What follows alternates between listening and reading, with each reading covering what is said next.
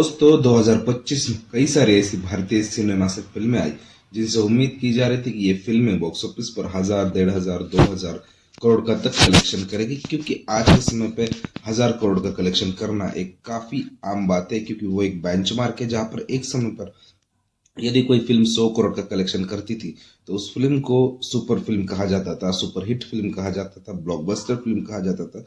एक बेंचमार्क हुआ करता था सन 2008 से, क्योंकि तब आई थी फिल्म गजनी, उसने ये चलन शुरू किया था।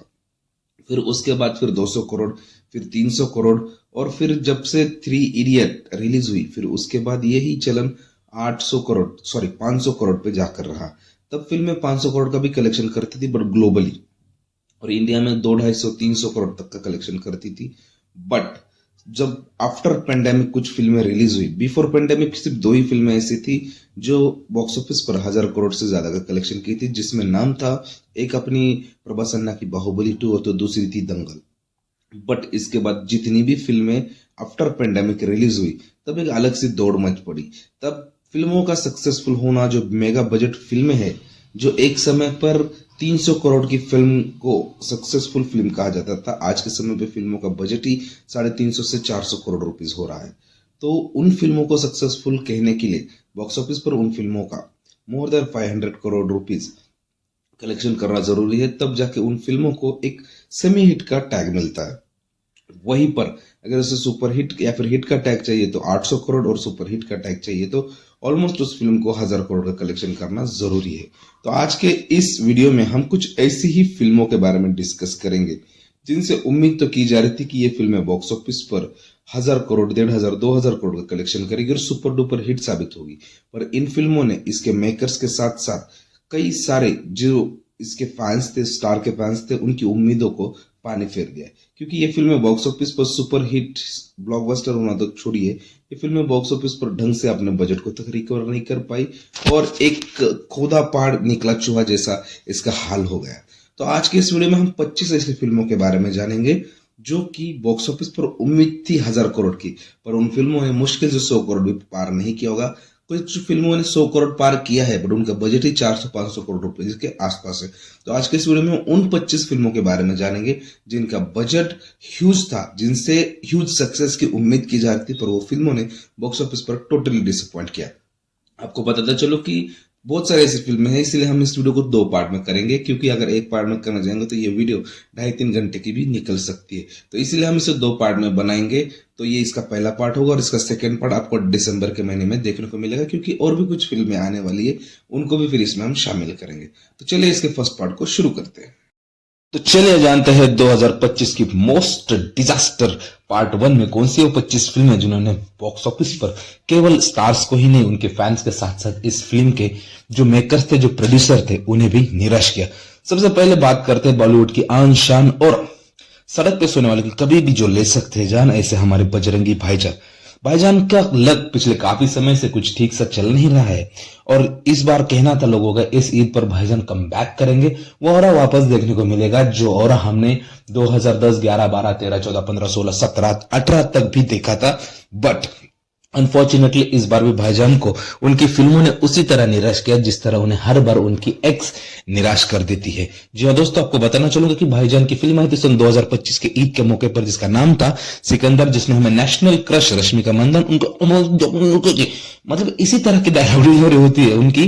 बट इस फिल्म को देखने का सबसे मेन रीजन था इस फिल्म के डायरेक्टर। ये वो डायरेक्टर ने इस फिल्म को बनाया था जिन्होंने भारतीय सिनेमा इतिहास में पहली बार 100 करोड़ फिल्म दी थी गजनी के रूप में। जी हाँ दोस्तों, आपको बताना चलूंगा साउथ के डायरेक्टर मुरुगदास, उन्होंने इस फिल्म को डायरेक्ट किया था और उसी वजह शायद लग रहा था कि ये फिल्म भाईजान का कमबैक करवा कर दे सकती है। बट अनफॉर्चुनेटली ऐसा हुआ नहीं। 300 करोड़ रुपीस के बजट के साथ बनी इस फिल्म ने बॉक्स ऑफिस पर केवल 170 करोड़ रुपीस का कलेक्शन किया और मेकर्स को काफी तगड़ा नुकसान उठाना पड़ा और भाईजान ने अपनी फीस में से भी कुछ हिस्सा वापस कर दिया, क्योंकि इसके जो मेकर्स थे वो थे साजिद नागड़िया वाला, जो कि भाईजान के काफी अच्छे दोस्त थे। बात करते अगली फिल्म, तो इस लिस्ट की दूसरी फिल्म है देवा, जिसमें हमने शाहिद कपूर एंड पूजा हेगड़े को देखा था। आपको बताता चलो जब इसका टीजर आया था तब लग रहा था कि शाहिद कपूर वापस हमें वो कबीर सिंह वाला अवतार में देखने को मिल रहा है और इस बार तो सही शाहिद कपूर को वो चीज जरूर मिलेगी या फिर वो रुतबा या फिर वो उनके हिस्से का वो स्टारडम मिलेगा जो शायद वो डिजर्व करते हैं। बट उनकी परफॉर्मेंस जबरदस्त थी, सब कुछ ऑन टॉप था इस फिल्म में, but only for the remake tag ये फिल्म नहीं चल पाई, क्योंकि ये फिल्म थी मुंबई डायरीज नाम की पृथ्वीराज सुकुमार की फिल्म का रीमेक जो आई थी सन 2005 में। तो that's why only remake tag की वजह से ये फिल्म नहीं चल पाई, अदरवाइज ये फिल्म काफी जबरदस्त थी। मैंने इस फिल्म को लिटरली 3 बार देखा और मुझे तीनों बार शायद की परफॉर्मेंस काफी ज्यादा इंप्रेसिव लगी। 50 करोड़ रुपीस के बजट के साथ बनी इस फिल्म ने बॉक्स ऑफिस पर केवल 51 करोड़ रुपीस का कलेक्शन किया था। फिर भी मैंने इस फिल्म को फ्लॉप या फिर डिजास्टर की लिस्ट में इसलिए डाला क्योंकि इस फिल्म से मुझे उम्मीद थी मोर देन 100 करोड़ रुपीस या फिर 500 करोड़ रुपीस तक का भी कलेक्शन करने का दम रखती थी ये फिल्म। और अब बात करते हैं इस लिस्ट की तीसरी फिल्म की। इस लिस्ट की तीसरी फिल्म थी अगेन द बॉलीवुड की मोस्ट कंट्रोवर्शियल क्वीन, जिन्हें हम क्वीन के नाम से ही जानते हैं, मे बी बॉलीवुड में उन्हें क्वीन के नाम से ही जानते हैं, पर वो अभी सांसद है। आप समझ गए होंगे मैं बात कर रहा हूं कंगना रनावत, जो कि ऋतिक रोशन के एक्स रह चुकी है। आपको बताना चलूंगा कि कंगना रनावत की फिल्म इमरजेंसी, जो कि इंदिरा गांधी की लाइफ के ऊपर थी, और इसमें कुछ ऐसी चीजें दिखाई गई थी जिसकी वजह से ये फिल्म काफी ज्यादा कंट्रोवर्सी में फंसी थी। इसके बावजूद भी जब ये फिल्म रिलीज हुई तो ये फिल्म बॉक्स ऑफिस पर वो मैजिक नहीं जनरेट कर पाई जिस मैजिक की उम्मीद इस फिल्म से की जा रही थी। दोस्तों आपको बताना चलूंगा कि 60 करोड़ रुपीस के बजट के साथ बनी इस फिल्म ने बॉक्स ऑफिस पर केवल 21 करोड़ रुपीस का कलेक्शन किया, और मणिकर्णिका के बाद ये कंगना रनावत के करियर की मोस्ट डिजास्टर फिल्मों में से एक है, जिसका बजट अभी के लिए 60 करोड़ रुपए का रहा था, पर जब ये रिलीज हो रही थी तब मैंने ऑनेस्टली देखा था इसका बजट तो 100 करोड़ रुपीस के आसपास का बताया जा रहा था। और अब बात करते हैं इस लिस्ट की चौथी फिल्म। लिस्ट की चौथी फिल्म में आते हैं बॉलीवुड के किसिंग किंग कहे जाने वाले इमरान हाशमी। जी हाँ दोस्तों, बहुत से लोगों को तो पता भी नहीं कि इस तरह की कोई फिल्म आई है। मुझे लिटरली नहीं पता था, मैं मूवी रिव्यूज करने के बावजूद, क्योंकि मैं उस समय काफी ज्यादा बिजी था, तो मैं इस फिल्म को नहीं देख पाया था। फिल्म का नाम था ग्राउंड जीरो। इमरान हाशमी इसमें एक आर्मी ऑफिसर के रोल में देखने को मिला। मैंने हाल ही में इसको देखा है क्योंकि मुझे इसका रिव्यू करना था, मुझे देखना था कि फिल्म इतना कम कलेक्शन क्यों कर पाए। बट मुझे ये फिल्म कम कलेक्शन करने लायक इसमें कुछ भी चीजें नजर नहीं आई। बस ये फिल्म कम कलेक्शन इसलिए कर पाई है क्योंकि ये फिल्म लोगों तक नहीं पहुंची। आपको बताना चलूंगा कि इमरान हाशमी की ये फिल्म 60 करोड़ रुपीस के बजट के साथ बनी थी। इसके बावजूद इस फिल्म ने बॉक्स ऑफिस पर केवल 9 करोड़ रुपीस का कलेक्शन किया और मेकर्स को ऑलमोस्ट 51 करोड़ रुपीस का तगड़ा घाटा करवाया है। और अब बात करते हैं इस लिस्ट की पांचवी फिल्म, और साल की पहली फिल्म थी ये ऐसी जिससे काफी ज्यादा उम्मीदें रखी जा रही थी, और ये फिल्म आई थी जनवरी के महीने में। आपको पता चल ही गया होगा मैं बात कर रहा हूं इस लिस्ट की पांचवी फिल्म यानी गेम चेंजर के बारे में। जी हाँ दोस्तों, लास्ट रिलीज जो कि रामचरण की थी RRR, जिसने बॉक्स ऑफिस पर 1200 करोड़ से भी ज्यादा का कलेक्शन किया था, और इसीलिए लोगों को उम्मीद थी कि शायद ये फिल्म बॉक्स ऑफिस पर एवरेज 1000 करोड़ रुपए का तो कलेक्शन करेगी, क्योंकि इस फिल्म को डायरेक्ट किया था एस शंकर, जिन्होंने रोबोट, आई और अपरिचित जैसी मेगा ब्लॉकबस्टर फिल्में हमें दी थी। आपको बताना चलूंगा दोस्तों कि गेम चेंजर का बजट ऑलमोस्ट 450 करोड़ रुपीस था, पर इसके बावजूद भी इस फिल्म ने बॉक्स ऑफिस पर केवल 195 करोड़ रुपीस का कलेक्शन किया और मेकर्स को ऑलमोस्ट 250 करोड़ रुपीस का घाटा करवाया। इसका फ्लॉप होने का रीजन कहा जा रहा है कि इसका प्लॉट, जिस तरह का करप्शन एक आईपीएस ऑफिसर कैसे अन्याय के खिलाफ खड़ा होता है, इस तरह की चीजें सन 2010 से पहले चलती थी। बट अगर आप उन्हीं चीजों को 2025 में दिखाओगे कॉपी पेस्ट करके, तो शायद ये चीजें नहीं चलेगी। और ये चीज ऐसी भी नहीं कि पहली बार हुई थी, इससे पहले भी एस शंकर जी की फिल्म ठग लाइफ बोल रहा हूं, एस शंकर जी की फिल्म जो थी हिंदुस्तानी 2, वो भी बॉक्स ऑफिस पर इसी रीजन की वजह से पीटी थी, पर फिर भी इसका शूटिंग ऑलरेडी कंप्लीट हो चुका था तो कुछ कर नहीं सकते थे। दैट्स वाई इसे मेकर्स ने रिलीज किया और ये फिल्म बॉक्स ऑफिस पर आंधे मुगिरी और केवल 450 करोड़ रुपीस के बजट के साथ आकर इस फिल्म ने केवल 195 करोड़ रुपीस का ही कलेक्शन किया। अब ठग लाइफ की बात निकली है तो ठग लाइफ को 6 नंबर पर रखते हुए आपको बताना चलूंगा कि कमल हसन एंड मणि रत्नम जी की कोलैब्स आफ्टर 23 इयर्स और 33 इयर्स ये दोनों एक साथ आए थे, और लोगों को लगा था कि इस बार कुछ जबरदस्त होगा, क्योंकि मणि सर की फिल्मों में जो मैजिक होता है ना, वो नेक्स्ट लेवल होता है। और आज भी मणि सर की फिल्म है लोग टीवी पर रिपीट मोड पे देखना पसंद करते हैं। और मनीष सर के डायरेक्शन में बनी ठग लाइफ, जिसका बजट 300 करोड़ रुपीस था, और ये फिल्म ने बॉक्स ऑफिस पर केवल 97 करोड़ रुपीस का कलेक्शन किया। अब ऐसा लग रहा है कि लोकेश कनगराज ने जहां पर विक्रम जैसे फिल्म लाकर बॉक्स ऑफिस पर 450 करोड़ से भी ज्यादा का कलेक्शन देकर अपने जो कमल हसन सर है उनका कम बैक करवाया था, और ये साले बुढ़े डायरेक्टर लोग उनका वापस उनको भेजने के चक्कर में नजर आ रहे। 300 करोड़ रुपीस के बजट के साथ आकर इस फिल्म ने केवल ठग लाइफ ने बॉक्स ऑफिस पर 97 करोड़ रुपीस का कलेक्शन किया और मेकर्स को 203 करोड़ रुपीस का तगड़ा घाटा करवाया। और अब बारी है सातवीं फिल्म की, जो की है बॉलीवुड के ऋषभ शेट्टी की। आप बोलोगे बॉलीवुड का ऋषभ शेट्टी बोल रहा हूं, मतलब कि डायरेक्टर, एक्टर, प्रोड्यूसर सबकी कुर्सी पर बैठा एक ही आदमी था, और इस आदमी पे भरोसा किया जा सकता था क्योंकि ये एक आउटसाइडर था और फिल्म का ट्रेलर भी काफी ज्यादा इंप्रेसिव था, और आफ्टर किल इस तरह की फिल्म चलने के चांसेस काफी ज्यादा थे। जी हाँ दोस्तों, मैं बात कर रहा हूं सोनू सूद स्टारर फिल्म फतेह, जो कि बॉक्स ऑफिस पर रिलीज हुई थी। पर इस फिल्म को जिस उम्मीद के साथ सोनू सूद ने बनाया था, जिस डेडिकेशन के साथ सोनू सूद ने बनाया था, उस तरह का डेडिकेशन उस तरह का रिजल्ट ये फिल्म उन्हें दे नहीं पाई। लिटरली फिल्म काफी ज्यादा इंप्रेसिव थी, एक्शंस काफी तगड़े थे, और फिल्म में ऐसा निगेटिव कोई भी पॉइंट मुझे नजर नहीं आ रहा था। But I don't know why ये फिल्म फ्लॉप हुई। 30 करोड़ रुपीस के बजट के साथ बनी इस फिल्म ने बॉक्स ऑफिस पर केवल 18 करोड़ रुपीस का ही कलेक्शन किया। बट ये फिल्म सोनू सूद के लिए घाटे का सौदा नहीं रही, क्योंकि डिजिटल राइट्स एंड ये वो चीजें करके उन्होंने अपनी इन्वेस्टमेंट तो वसूली होगी, बट जो उम्मीद के साथ उन्होंने इस फिल्म को बनाया था, ये फिल्म उस उम्मीदों पर खरी नहीं उतरी। और अब बारी है इस लिस्ट की 8वीं फिल्म की। लिस्ट की 8वीं फिल्म है अगेन एक साल में अक्षय कुमार के साथ 4-4 फिल्में लाने वाले अजय देवगन की फिल्म, और सीक्वल फ्रेंचाइजी के बेसिस पर ही अपना करियर अभी के टाइम पर चला रहे हैं एक्टर अजय देवगन। जी हाँ दोस्तों, आपको बताना चलूंगा कि Ajay Devgan starrer film Son of Sardaar 2, जो कि इस लिस्ट में 8वें पायदान पर है। आपको बताना चलूंगा कि सन ऑफ सरदार जो आई थी सन 2012 में, when I was in I think 9th class, तो तब ये फिल्म आई थी, और उस समय इस फिल्म की जो कॉमेडी थी वो नेक्स्ट लेवल लग रही थी यार। मतलब कि कभी हंस भी लिया करो, टोटो, आइसक्रीम नहीं खाई, मतलब एक यूनिक सी चीजें थी यार उस फिल्म में। बट उसी तरह का ह्यूमर भी अगर ये आज के समय पे दिखाते तो शायद ये फिल्म बॉक्स ऑफिस पे वर्कआउट करती, बट इन्होंने इस फिल्म में अश्लीलता दिखाई। मतलब कि लोगों को हंसाने के चक्कर में, मतलब बेवजह की न्यूडिटी एंड बेवजह की वो क्या बोलते हैं उसको, अश्लीलता उन्होंने जब दर्शकों को दिखाई, तो ये फिल्म दर्शकों को भूटे नहीं भाई। और यही वजह है कि 150 करोड़ रुपीस के बजट के साथ बनी इस फिल्म ने बॉक्स ऑफिस पर 60 करोड़ रुपीस का कलेक्शन किया। और सबसे मेन इंपॉर्टेंट, इस फिल्म में सबने संदू पाजी को मिस किया। अरे भाई, उस फिल्म की जान थे संजू जी, जिन्होंने संदू पाजी का कैरेक्टर प्ले किया था। और क्या संजू बाबा ने प्ले किया था उसके, और वो जिस तरह की चीजें बोलते थे ना, मतलब वो जो शायरी बोलते थे, नेक्स्ट लेवल लगती थी यार, उनकी यूनिक लग रहा था। बट सन ऑफ सरदार 2 देखते थे मैंने ऑलवेज उन्हें मिस किया। और अब बारी इस लिस्ट की 9वीं फिल्म की।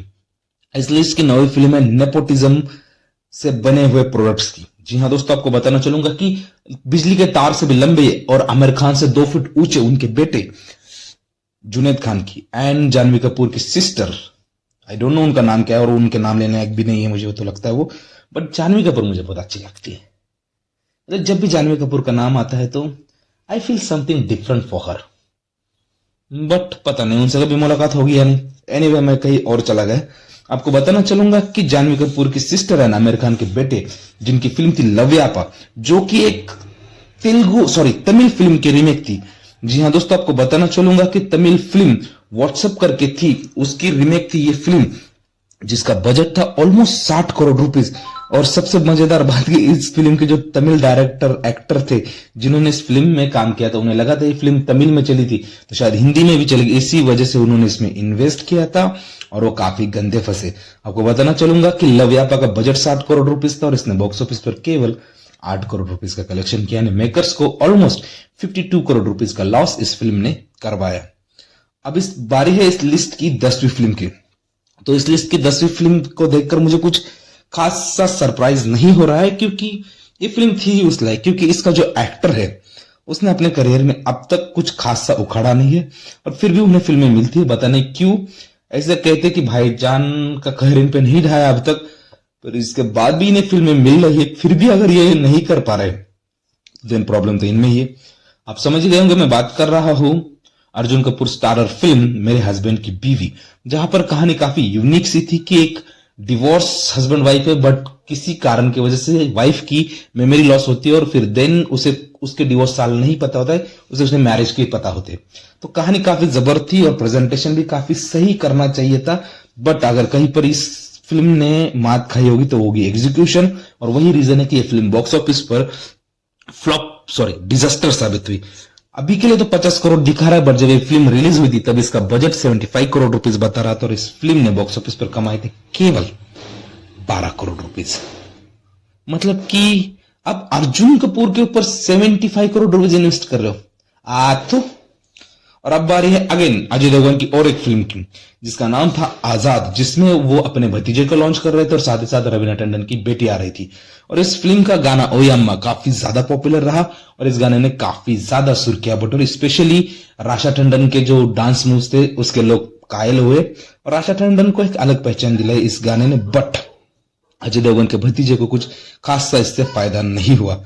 आपको बताना चलूंगा कि आजाद फिल्म का बजट था ऑलमोस्ट 80 करोड़ रुपीस, मतलब कि एक न्यू कमर की फिल्म के ऊपर आप 80 करोड़ रुपीस इन्वेस्ट कर रहे हो। क्या सोच के इन्वेस्ट कर रहे हो आई डोंट नो, बट इस फिल्म ने 80 करोड़ रुपीस की लागत के साथ बनकर केवल बॉक्स ऑफिस पर 7 करोड़ रुपीस का कलेक्शन करके दिखाया था और ये एक बिगेस्ट डिजास्टर फिल्म थी। बट इसके बाद भी राशा टंडन को कई सारे ब्रांड्स मिले हैं एज अ ब्रांड प्रमोटर। मतलब आप सोच सकते हो कि मतलब नेपोटिज्म की भी हद होती है यार। और अब बारी है इस लिस्ट की 12वीं फिल्म की। तो आपको बताना चलूंगा कि इस लिस्ट की 12वीं फिल्म वो फिल्म है जिस फिल्म को देखकर मैं खुद काफी ज्यादा शॉक्ड हूं। जी हाँ दोस्तों, आपको कहना चाहूंगा कि जब इसका पहला पार्ट आया था, जिसे खुद चिरंजीवी ने गॉडफादर के नाम से तमिल में रीमेक किया था, बट वो भी कुछ खास नहीं कर पाई, बट अपने बजट को तो रिकवर किया था। आप समझ गए होंगे मैं बात कर रहा हूँ लूसीफर। मोहनलाल सर का जबरदस्त ऑरा और वो उनके कैरेक्टर का ठहराव और उनके कैरेक्टर बिल्डिंग, बाय गॉड उस फिल्म को देखकर लिटरली आज भी जब देखता हूं तो कुछ ना कुछ नया नजर आता है। पर जब इसका सेकेंड पार्ट बनाया गया लूसीफर L2, मतलब L2 एल पुराण के नाम से, जिसका बजट ये अब तक की कन्नड़ा फिल्म इंडस्ट्री की मलयालम फिल्म इंडस्ट्री की हाईएस्ट बजट वाली फिल्म है। आज तक किसी भी मलयालम फिल्म को इतने बड़े बजट के स्तर पर नहीं बनाया था और इसे डायरेक्ट भी किया था पृथ्वीराज सुकुमार ने, जो कि काफी बेहतरीन एक्टर है और उन्होंने इसमें भी एक्ट किया था। इवन उसके पहले पार्ट में भी उन्होंने एक्ट किया हुआ है। बस इसके सेकंड पार्ट में बस उसी की स्टोरी दिखाने के चक्कर में इस फिल्म की नैया डूब गई। आपको बताना चलूंगा कि 250 करोड़ रुपीस के बजट के साथ बनी इस फिल्म ने बॉक्स ऑफिस पर केवल 260 करोड़ रुपीस ही कमाए। पर यह फिल्म फ्लॉप तो नहीं कह सकते, बट मैं इसे डिजास्टर कहूंगा, क्योंकि मतलब कि पृथ्वीराज सुकुमार जैसा डायरेक्टर एक्टर, मलयालम इंडस्ट्री के सुपरस्टार मोहनलाल सर, इतना सब कुछ होने के बावजूद भी अगर आपकी फिल्म बॉक्स ऑफिस पर केवल 260 करोड़ रुपीस कमा दे, जबकि आप उस फिल्म को ग्लोबल लेवल पर रिलीज करते हो और तब भी अगर ये हालत है, देन कहीं ना कहीं आप में कुछ ना कुछ गड़बड़ है। और ओनली बिकॉज ऑफ दैट ये फिल्म बॉक्स ऑफिस पर नहीं चल पाई और मैं भी इस फिल्म को लेकर काफी ज्यादा डिसअपॉइंटिंग था। यदि ये फिल्म चलती तो मलयालम इंडस्ट्री से और भी हमें मेगा बजट फिल्में देखने को मिलती, बट ठीक है नहीं चली, क्योंकि बजट ज्यादा होता है तो लोग संभाल नहीं पाते और कुछ ना कुछ गू परोस देते हैं। बट मलयालम इंडस्ट्री हमेशा से कंटेंट ओरिएंटेड सिनेमा बनाते आ रही है और वह हमें आगे भी कंटेंट ओरिएंटेड ही सिनेमा दिखाएगी। तो ये काफी ज्यादा डिसअपॉइंटिंग मोमेंट था मलयालम फिल्म इंडस्ट्री के लिए L2 एल पुराण का इस तरह का कलेक्शन करना। और अब बारी है इस लिस्ट की 13वीं फिल्म की। तो आपको बताना चलूंगा कि इस लिस्ट की 13वीं फिल्म है तमिलनाडु के वाइस सीएम, या फिर यूं कहे तो तमिलनाडु के उप मुख्यमंत्री। जी हाँ दोस्तों, आप समझ ही गए होंगे मैं बात कर रहा हूं पवन कल्याण सर की। जी हाँ दोस्तों, आपको बताना चलूंगा कि पवन कल्याण सर की फिल्म हरी हरी वीर मल्लू, जिसमें हमें बॉबी देओल भी देखने को मिले थे, आफ्टर एनिमल, इस फिल्म का बजट था ऑलमोस्ट 300 करोड़ रुपीस और इलेक्शन के बाद आई थी, तो एक उम्मीद लगाई जा रही थी कि ये फिल्म बॉक्स ऑफिस पर तगड़ा कलेक्शन करेगी और ये मतलब मुगलों के जमाने की कहानी थी, तो शायद ये फिल्म चल सकती थी, ऐसी उम्मीद की जा रही थी। बट 300 करोड़ रुपीस के साथ आकर इस फिल्म ने बॉक्स ऑफिस पर केवल 113 करोड़ रुपीस कमाए, जो कि काफी ज्यादा डिसअपॉइंटिंग था। इससे ज्यादा तो हालिया में रिलीज हुई उनकी फिल्म ओजी ने कमाए, जिसका बजट 200 करोड़ रुपीस था। इसके बावजूद इस फिल्म ने बॉक्स ऑफिस पर 350 करोड़ रुपीस का कलेक्शन किया और लिटरली मुझे लगता है कि ओजी से कई गुना ज्यादा अच्छी ये फिल्म थी, हीरा हर हर वीर मल्लू।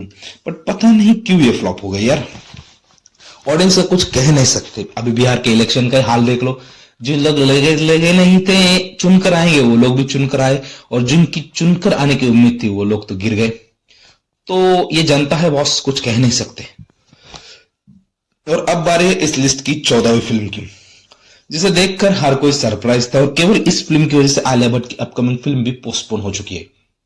जी हाँ दोस्तों, मैं बात कर रहा हूं वाईआरएफ के स्पाई यूनिवर्स की most anticipated and most high budget film अभी तक वाईआरएफ की किसी भी फिल्म का इतना बड़ा बजट नहीं था, किसी भी स्पाई यूनिवर्स वाली फिल्म का इतना बजट नहीं था। इवन शाहरुख खान की पठान का बजट भी 200 करोड़ रुपीस था और सलमान खान की टाइगर 3 का बजट भी केवल 250 से 300 करोड़ रुपीस के बीच का था। पर तमिल के सुपरस्टार लेकर, बॉलीवुड का सुपरस्टार लेकर और एक बेहतरीन डायरेक्टर के साथ इस फिल्म को बनाया गया था, जिसका बजट था ऑलमोस्ट 400 करोड़ रुपीस।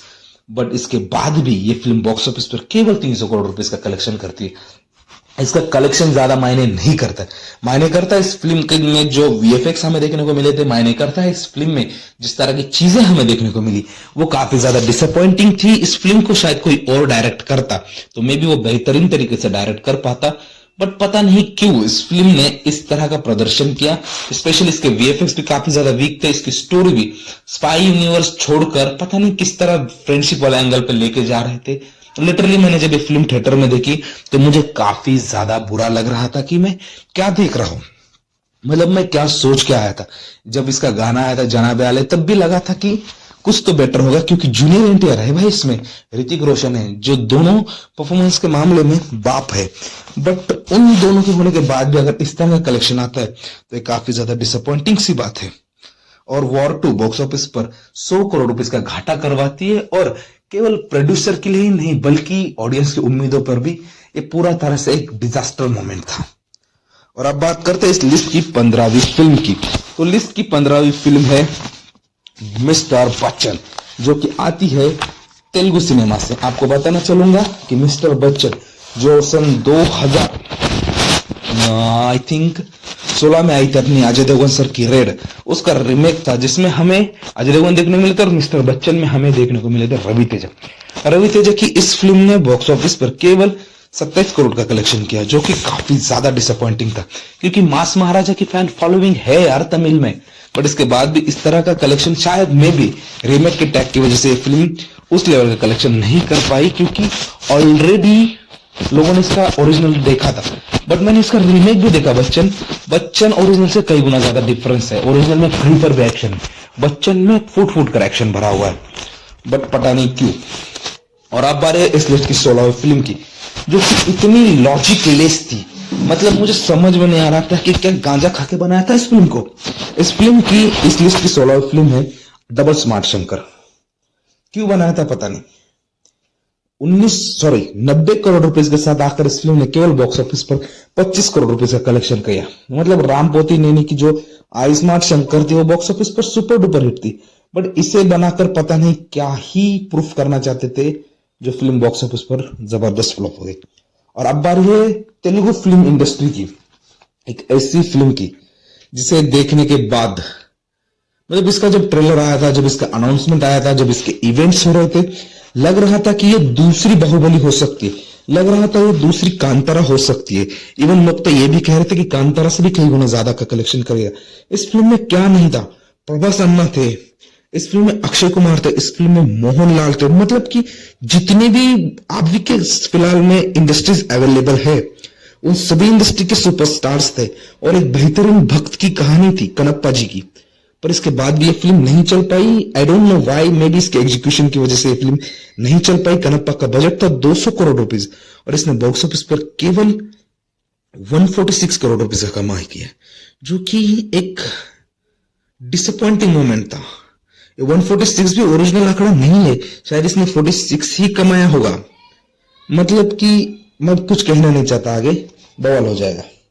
और अब बारे इस लिस्ट की 19 नंबर की फिल्म। तो लिस्ट की 19वें नंबर पर जो फिल्म है उसका नाम है रॉबिन हुड, जिसमें हमें तेलुगु सुपरस्टार नितिन देखने को मिला था, जो केवल मुझे लगता है उनका एक ही गाना रन रन रन टिन सिन्नरो उसके लिए ही जाने जाते, क्योंकि उसके बाद उनकी कोई भी फिल्म चल नहीं पा रही है और बॉक्स ऑफिस पर पीटी जा रही है। रॉबिन हुड में हमें नितिन के साथ श्रीलीला देखने को मिल रही थी, काफी बेहतरीन एक्ट्रेस है वो, डांस अच्छा करती है।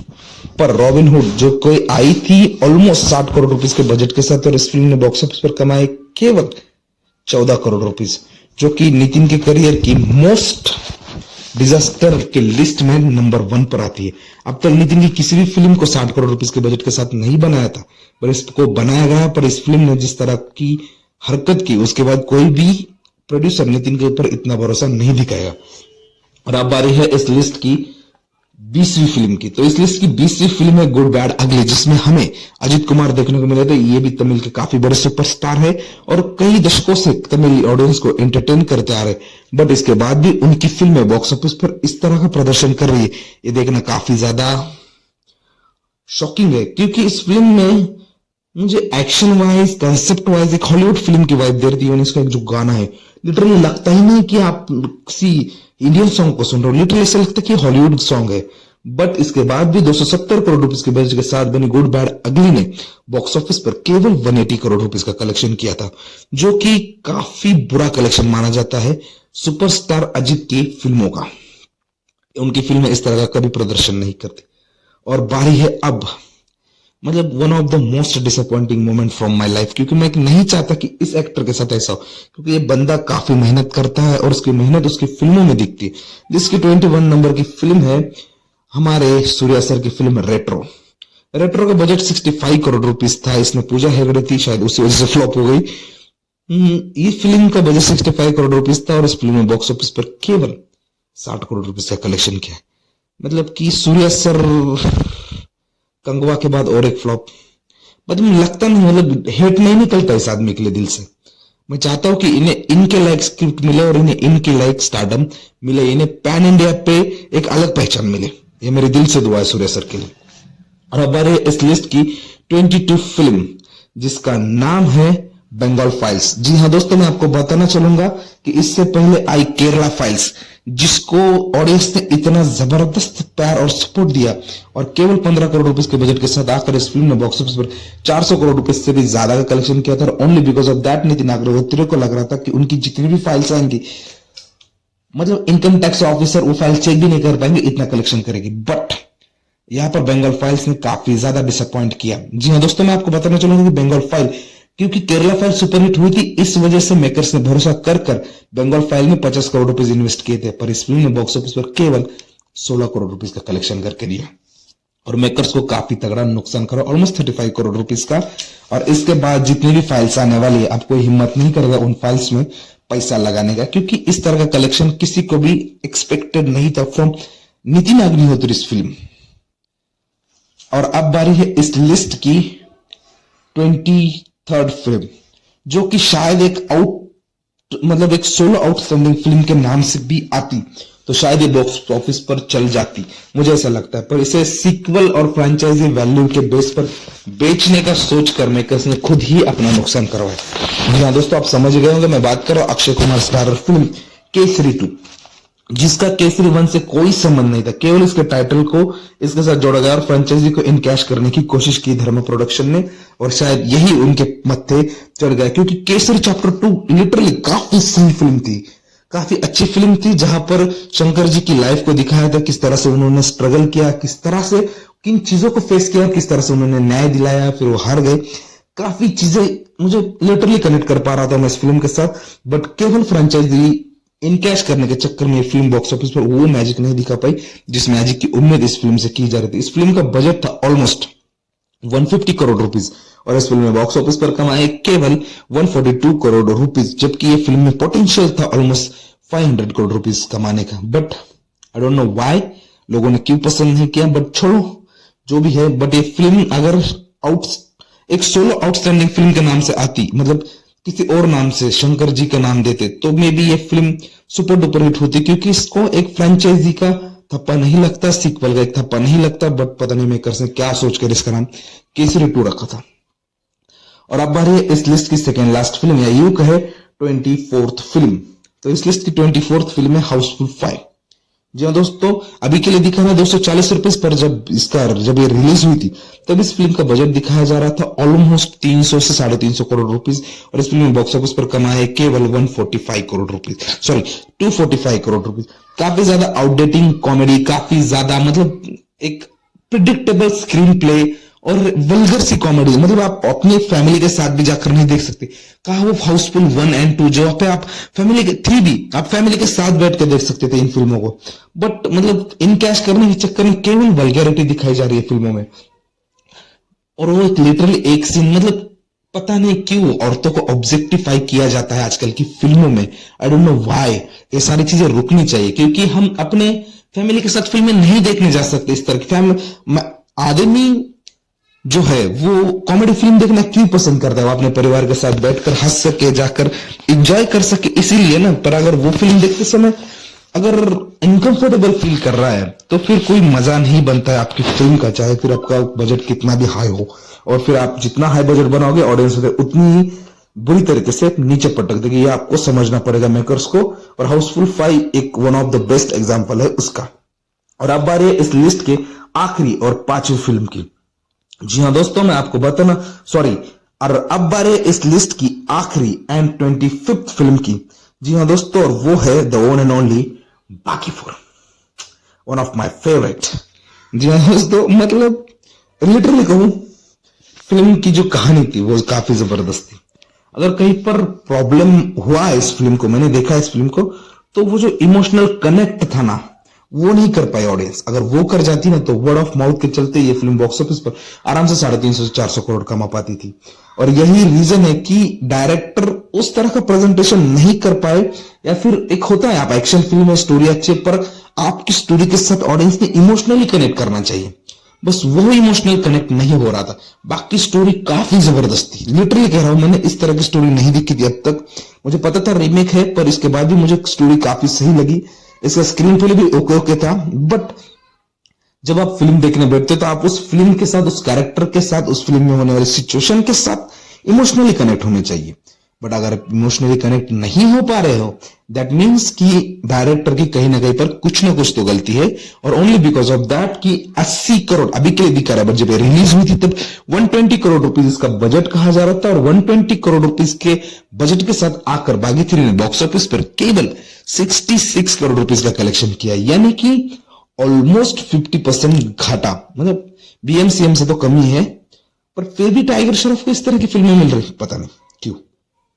ऑलराइट दोस्तों, ये थी 2025 की 25 ऐसी मोस्ट डिजास्टर फिल्में जिनसे उम्मीद तो की जा रही थी 1000 करोड़ रुपीस की, पर इन फिल्मों ने बॉक्स ऑफिस पर प्रोड्यूसर के साथ साथ, एक्टर के साथ साथ ऑडियंस को भी काफी ज्यादा निराश किया। और ये फिल्में उसी वजह से बॉक्स ऑफिस पर डिजास्टर साबित हुई और अपने मतलब 1000 करोड़ कलेक्शन तो दूर रहा, पर अपने बजट को तक रिकवर नहीं कर पाई। और ये उन सभी मेकर्स के लिए एक सबक है कि आप बजट पे ध्यान मत दो, कंटेंट पे ध्यान दो, स्टार से ज्यादा स्टोरी को वैल्यू दो, आपकी फिल्म डेफिनेटली चलेगी। ऑलराइट दोस्तों, अभी के लिए बस इतना ही, फिर मिलेंगे नेक्स्ट वीडियो में। अगर वीडियो अच्छा लगता है तो प्लीज यार इसे सब्सक्राइब करके जाना। एंड हाँ, thanks for the watching at till the end.